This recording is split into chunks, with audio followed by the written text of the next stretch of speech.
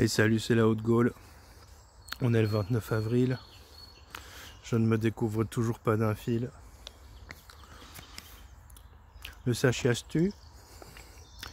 Si tu dessines un quadrillage dont les carrés font 1 mètre sur 1 mètre, soit 1 mètre carré, et que tu places dans chacun de ces carrés un habitant de la Terre, la population mondiale de la Terre tiendrait dans 8000 km², soit à peu près la taille du département de la Marne. J'ai lu ça hier ou avant-hier, ça m'a un peu interpellé parce que d'abord je me dis non, c'est pas possible, 8 milliards divisé par les mètres carrés, ça ferait pas 8000 kilomètres carrés, mais si apparemment c'est une histoire de conversion de puissance ou je ne sais quoi. Tout ça pour dire, t'imagines qu'on peut faire tenir la population mondiale dans un département français et après on va nous dire qu'on est de trop sur Terre. Alors bien sûr, tu vas me dire, ouais, mais 1 mètre carré par personne, c'est pire qu'une poule. Certes, mais même si tu donnes les 50 mètres carrés à chacune de ces personnes, ça laisse quand même de la marge. Puis j'ai lu dans la foulée que la production mondiale annuelle dépasse la capacité de nourrir plus de 10 milliards d'êtres humains. Donc il y a vraiment un problème de répartition de richesse. Mais c'est pas le sujet de ma vidéo en fait. Aujourd'hui j'avais envie de parler de je crée ma réalité parce que quelqu'un a commenté hier ma dernière vidéo en disant ta vision est négative, tu crées ta réalité, etc. etc. J'ai répondu c'est un peu plus complexe que ça. J'en ai un peu parlé en superficialité dans un de mes lives, je ne sais plus lequel, ou dans une de mes vidéos.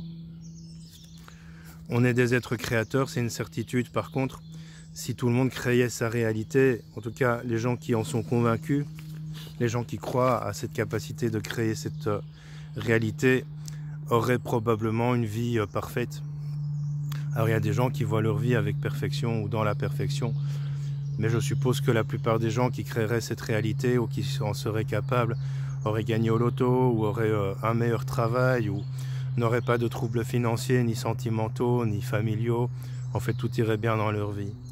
Créer sa réalité, ça veut dire, on est créateur effectivement, ça veut dire la vision que j'ai des choses va faire que ma réalité est positive ou ne l'est pas.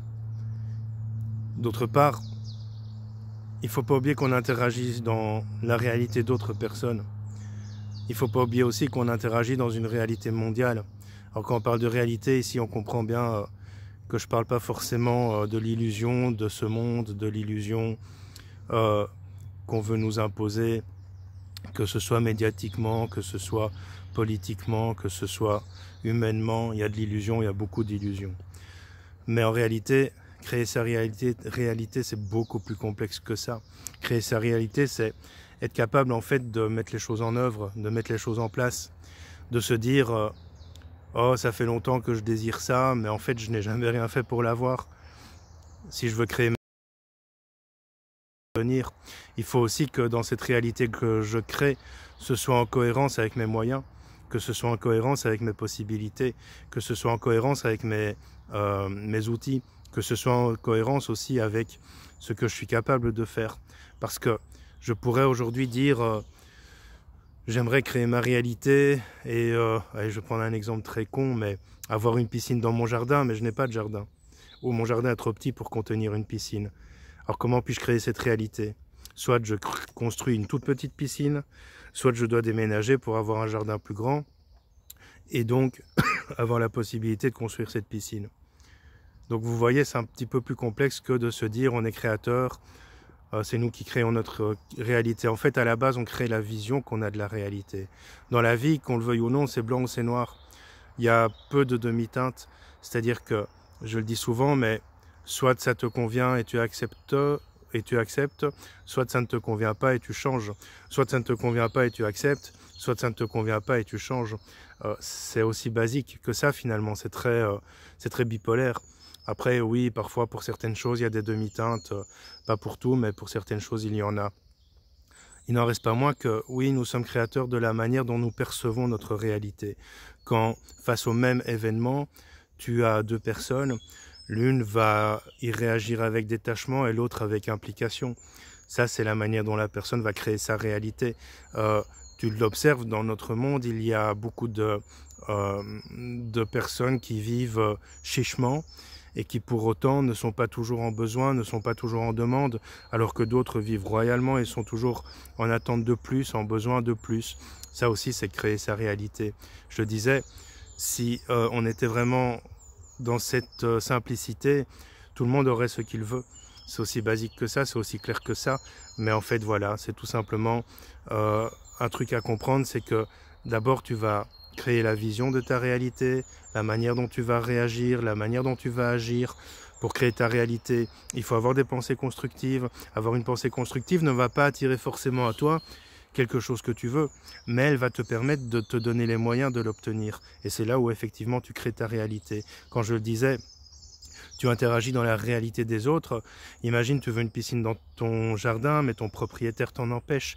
La réalité de ton propriétaire, c'est pas de piscine dans mon jardin. Ta réalité à toi, c'est je veux une piscine dans mon jardin. Donc, pour obtenir ce que tu veux, il va falloir que tu négocies avec ton propriétaire, que tu t'arranges avec lui, ou alors que tu changes de propriétaire, ou que tu achètes ta propriété, ce qui va te permettre alors de créer ta réalité. Si tu veux une augmentation, c'est pareil, tu vas interagir dans la réalité de la société qui t'emploie, parce que peut-être elle n'a pas les moyens de t'augmenter, tu vas interagir dans la réalité de ton patron, qui a le pouvoir ou non de t'augmenter, etc., etc.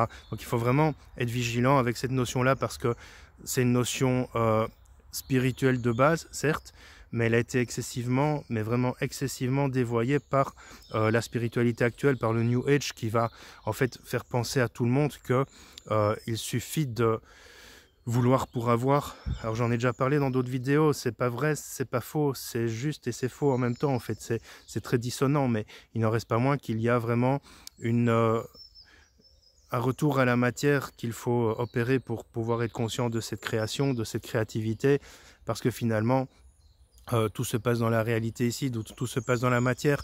Ça peut aussi amener, et c'est là où la dérive peut être relativement grave, ça peut aussi amener des personnes à sombrer totalement dans la fatalité, c'est-à-dire je crée ma réalité, je vis dans une réalité qui n'est pas forcément la réalité, parce qu'il y a plusieurs réalités, du coup ça crée des dissonances cognitives, du coup ça va poser des problématiques aux gens qui toute leur vie attendent sans mettre les choses en action, du coup ça va poser des problématiques aux personnes qui sont dans cette croyance, parce que elles ne vont plus être dans le mouvement créateur, elles vont être dans l'attente d'un événement, dans l'attente d'un miracle, dans l'attente de quelque chose qui viendrait de nulle part, parce qu'à force de croire qu'un jour, par exemple, elles auront leur piscine dans leur jardin, elles ne mettront rien en place pour obtenir cette piscine, elles penseront que tôt ou tard, on viendra leur proposer ça, ou que peut-être elles déménageront là où il y aura une piscine, mais finalement elles ne mettent rien en place pour ça. Comme je le disais dans mon livre, quand tu veux une voiture, tu n'attends pas que le concessionnaire t'appelle en disant on a la voiture qui vous convient.